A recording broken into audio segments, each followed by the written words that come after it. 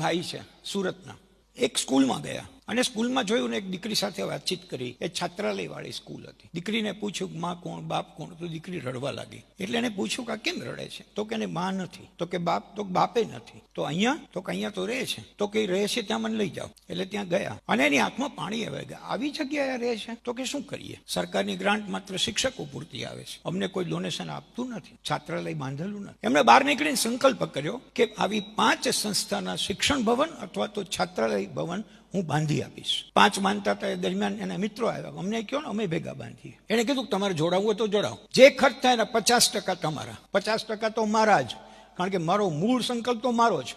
હવે આપ કલ્પી શકો કે 1 કરોડનું એક બિલ્ડિંગ થતું હોય તો 50 લાખ પોતાના, 50 લાખ સહયોગીના. અને પછીની વાત, બિલ્ડિંગ ઉપર અમારા કોઈનું નામ નહીં, તમે જેનું આપો એનું નામ. જો આ મોક્ષનું પગલું કર્યા પછી છૂટી જવું છે, ઓન ધ સ્પોટ હિસાબ ચૂકતે. આપને આશ્ચર્ય થશે કે અત્યારના 311 આવા ભવનો આખા ભારત વર્ષમાં બાંધવાનું બીડું ઝડપીને એ ભાઈ બેઠા છે.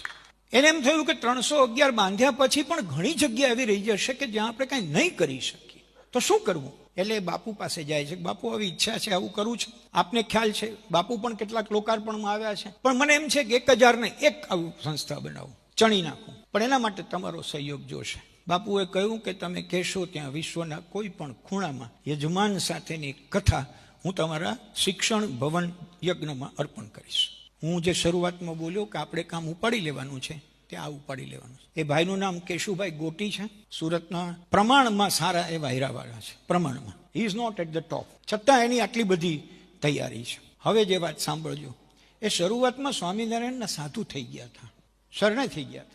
2 વર્ષ પછી એને એમ લાગ્યું કે આ તો જે આમાં રહીને કરવું છે એટલું બહાર રહીને થાય એમ છે. એટલે એને કહ્યું, પ્રમુખ સ્વામી હશે કે કોઈ પણ એને જઈને કીધું મને નથી ફાવતું. તો કે શું કરવું? તો કે હું નીકળી જાઉં, હું પાછો સંસારમાં વયો જાઉં, હું મારી રીતે સેવા કરીશ. મને પાકી ખાતરી છે કે 2 વર્ષ જે એને પછી નીકળી જવાનો જે નિર્ણય લીધો એના પરિણામે આપણને સાચા કેશુભાઈ ગોટી સમાજ સેવાના રૂપે મળ્યા.